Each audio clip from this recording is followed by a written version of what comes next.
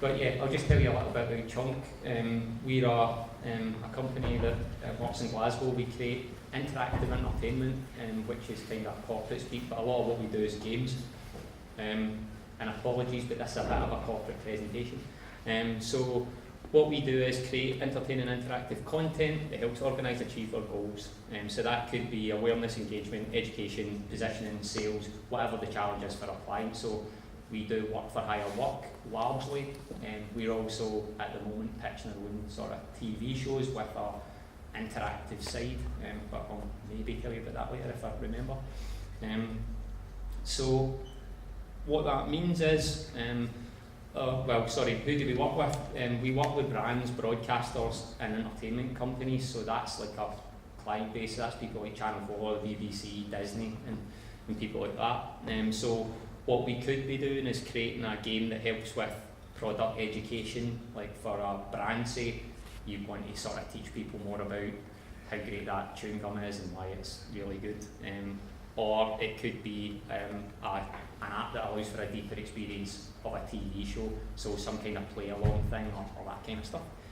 Or it could be educational, as in straight education. We also, because we work between the two, so because we work in TV and we also work with games, then there's a sort of crossing point for that where we meet sort of nicely in the middle to create sort of innovative new stuff. So who do we work for? So we're in the advertising world, we're engaged by ad agencies, so they'll come to us and say, look, we're launching this new product, what would you do with entertainment to sort of make it famous? And we work with TV production companies, people like Endemol who create Big Brother, £1 Million Drop and stuff like that, to create games for them. And we also work directly for the broadcasters, so for like Sky, Channel 4 and that kind of thing, to create games for them. So now I'll show you some stuff that we've done.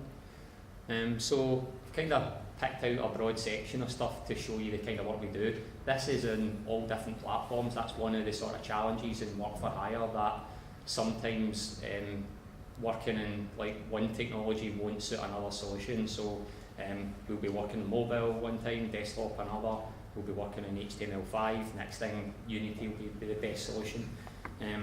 So in this one, the project that we're working on here was the launch of a chewing gum in New York, America, but like for a New York agency. And the idea was that this was a new brand, like the sort of teenage audience didn't know about it, so we wanted to find ways of reaching them through the products and stuff like that, and try and give them something interactive to do. So, actually, the sound might not be loud enough to spread throughout the building, but I'll give it a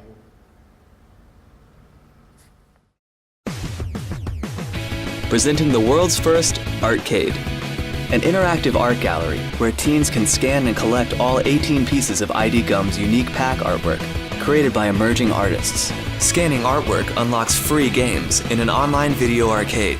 Games that feature a bizarre cast of characters like scantily clad senseis, high voltage critters, dads at the disco, incontinent swimmers, prehistoric fashionistas, and fish that yarn.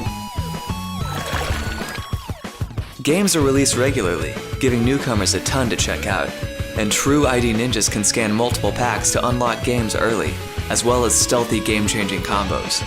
ID Arcade connects with teens where they spend every waking minute, on phones and tablets. And by fully integrating everything with Facebook, we've made Arcade a fun, shareable place for teens. Kinda amazing what happens when you do something a little different and turn gum into kinda more than gum.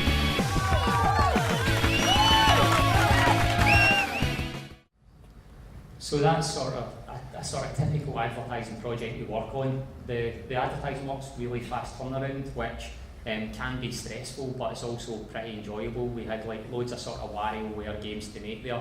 We actually had to make 18 games in 3 months, which is a sort of big challenge, as you can imagine. But the great thing about that is that it's kind of a lot of fun to come up with those ideas quickly, turn them round, and you know that you're going to have to launch it then, because that's when the product's launching, and you don't have this sort of, right, okay, we'll launch the game in 6 months, another 6 months, another 6 months. So we've always got lots of sort of fun things to work on.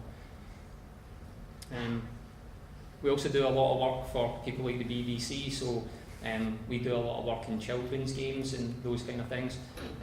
There's a big challenge just now working with the BBC, and that a lot of their games, they're sort of developing in HTML5. I don't know if you guys are looking at HTML5 or working in those technologies, but it's a very tough development, and especially for the BBC, because they have to be so inclusive. There's a massive sort of device list that you have to develop for. So we might be building a game that sort of supports one of their shows like Young Dracula or Wolf Blood, and we have to develop in those technologies to hit desktop, mobile browsers, and in HTML5. So I'll show you one of the games that we've developed there. It might not look high tech, but for HTML5 in the browser, then it's a pretty tough dev.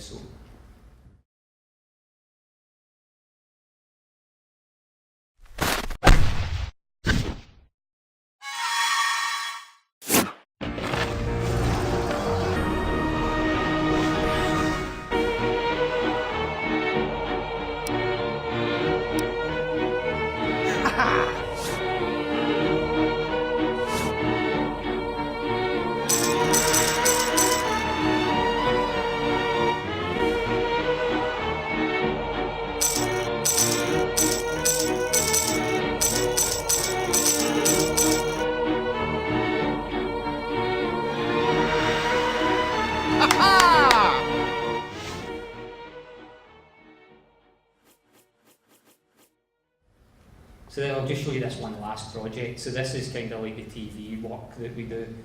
It'll give you an idea of the sort of multi-platform, as it's termed, work that we work on. And I'll maybe try and get this plugged in.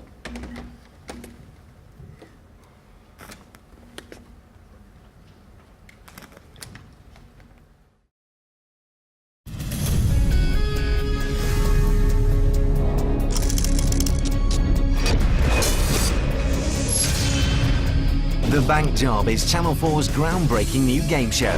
We used online gaming in ways never seen before to introduce the series, recruit contestants, and make the live show even more gripping. We kicked off a month before the series had even started by introducing The Bank Job using our head-to-head game. People signed up to compete against other real players from across the UK. After telling us a little bit about themselves, they're quickly into the game. Here's how it works. Each player has 45 seconds on their clock and takes turns to answer questions. Each time you answer correctly, you get the chance to open a safety deposit box. The box may contain money, it could be empty, or it could enable you to steal a bundle of cash from your opponent. At the end of every turn, you're given the option to leave the vault. Leaving protects your money from being stolen, but beware, leave too soon and your opponent could overtake your total. Stay too long and you could run out of time and get locked in the vault. We cast all of our TV contestants via the head-to-head game.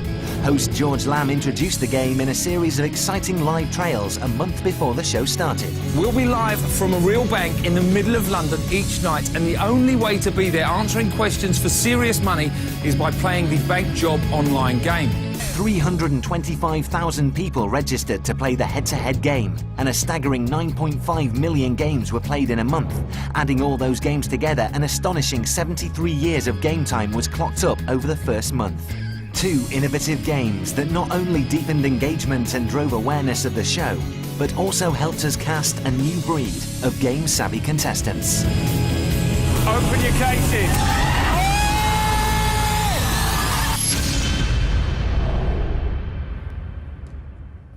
Pretty quick, but hopefully that gave you a sort of flavour of what we do. Apologies to Phil at the back because he's seen this presentation before, I think.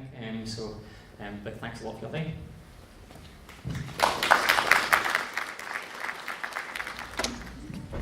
Hello, my name is Pete Shea. I'm the Creative Director at Firebrand Games. We're an independent game developer based here in Glasgow. Don't know how many of you know about Firebrand Games. The company's 7 years old. We were founded in Glasgow in 2006. The company was originally born out of when a previous Glasgow developer called DC Studios went bust because the publisher owed us a huge amount of money. So 7 guys got together, started their own studio. We 7 very experienced people. We'd all had a background in some of the larger, quite well-known Scottish developers sort of 8 years ago. The likes of DMA, Viz, Real Time Worlds, Visual Science. None of these companies exist anymore, of course. But we wanted to do something different from them. We wanted to kind of learn from their mistakes. And rather than the sort of goal of those companies was always to get bigger, make a massive product, rule the world, make the next GTA. Instead, we tried to focus on creating a sustainable business from the start. So a bit like Chunk, we set out down the work for hire route. We built our own technology, our own cross-platform engine, which is named Octane. It's truly cross-platform in that it supports currently 12 platforms. That includes all of the consoles up to Wii U, mobile, tablets, and by true cross-platform, what I mean is we can run the same game code on every single device. And we literally do. And if we want to port a game from, say, Wii onto tablet, we can do that in a couple of days. Now obviously there's middleware, things like Unity that do this, but this is our own technology that we've built up over 7 years. So that's been a key part of the business. And the other idea in the business was to try and stay small, to take the sort of indie, almost garage development philosophy that we've grown up with, bedroom programming, making our own games in our own time, and try and keep that sort of philosophy of everyone working in a really small team, working together, rather than becoming a sort of big bloated teams of 30 people with hierarchies and management structures. And I'd worked for these companies and you spend half your life in meetings. So that enabled us to sort of get projects that other companies wouldn't have been able to get, and to do a lot with very few people, and to really impress on that front. So we started out on Nintendo DS. We were one of the first companies to get a Nintendo DS development kit, which gave us an advantage. We managed to quickly get our technology working on that and do things that no one else was doing on DS apart from Nintendo. Our first game was a sort of Mario Kart clone called Cartoon Network Racing, licensed product. Decent game, nothing outstanding, but did quite well. But at the same time, we made our own demo of a really cool rally game on Nintendo DS, and we took that to Codemasters, showed it to them. They loved it. That got us a chance to do Toka on DS, which in turn became Race Driver Crate and Race. We then went on and did Grid with them and Colin McRae Dirt. And gradually we started to get noticed. We were getting good reviews for games, winning some awards, and the likes of Electronic Arts came along and said, why don't you do Need for Speed for us on handheld? So we did 3 Need for Speed games and the Run on Wii as well. And we've also worked with Activision, with Sega. We've been insanely busy over the last 7 years. Made 24 games on something like 10 different platforms. We do have another studio based in Florida, which is about the same size. We've got about 15 in Glasgow and about 15 in Florida. And we work with contractors, so it's not like that's the whole company, but we've stayed small and we've managed just through hard work, really focused productivity to make a real success of the business, to the point where we've been profitable every year we've been in business. Now, about 18 months ago, we'd always had the ambition to create our own IP, to get our own games. It's all very well working on other people's properties, but what you really want to do is make your own game. So 18 months ago, we had a little bit of a break between some projects, and we had a sort of idea incubation period in the studio, in the Glasgow studio. 3 ideas we kicked around. We took each of them to sort of proof of concept stage, and the one that won through was a sort of science fiction space game called Solar Flux. We went into another big project after that, but we kept developing Solar Flux, and we kept polishing it. It started out on PC, and then we We moved it onto iPad, because it looked great on the iPad. And it launched on iPad in August this year. We had a very good launch. We were featured by Apple in the first week, which is, as you probably know, is very hard to do, particularly for an unknown new IP, from a relatively unknown developer on mobile. We've since brought it to PC, to Steam. We've got Mac and Linux coming shortly, and we've also made a smartphone version, which is called Soloflux Pocket, which is the whole game sort of squeezed down into your pocket, simplified level design, and that game also got featured by Apple. So we've made the move from sort of work for hire into being a true indie developer, developing our own products, Soloflux being the first, and we've got more coming soon. I'm just going to quickly show you a 2-minute show reel.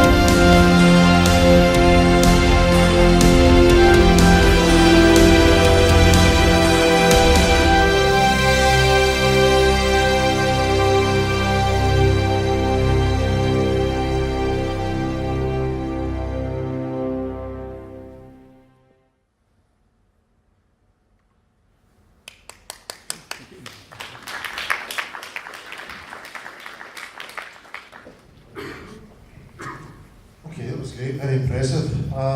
Questions for Donnie and Pete? Over the back,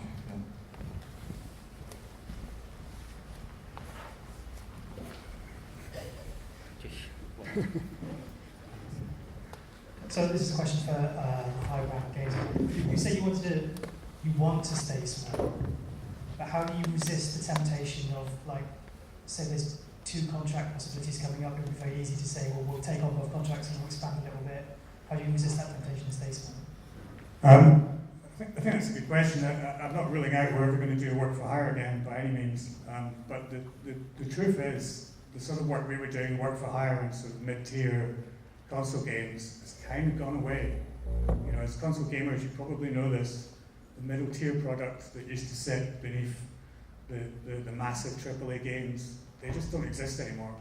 You know, and as you probably realise, we specialised in racing games for quite a long time. the racing game genre as well is almost dead. You know, there's like 3 big racing games now.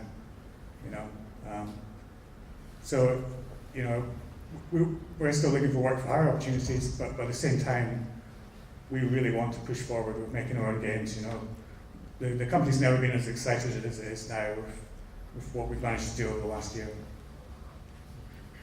Okay, thank you. Any more questions? Can I ask about the title of this session was Games in Glasgow. Can I ask about the relative advantages and disadvantages for a games dev company being located in the west of Scotland? Yeah, I'll start. 8 years ago when we started, it was a genuine disadvantage. We had real trouble finding staff in Glasgow. There was such a Dundee focus, the games industry at that time, and it's 40 miles up the road, but people weren't actually willing to commute from Dundee to Glasgow. The expense is bad enough, but they weren't willing to move. But things have changed a lot since then. I think there's much less of a Dundee focus. There's Glasgow games courses like UWS and GPAL. You know, those problems no longer exist. I don't know what your experience is. I think, recruitment for us is actually relatively difficult, because like there is a big sort of Dundee focus.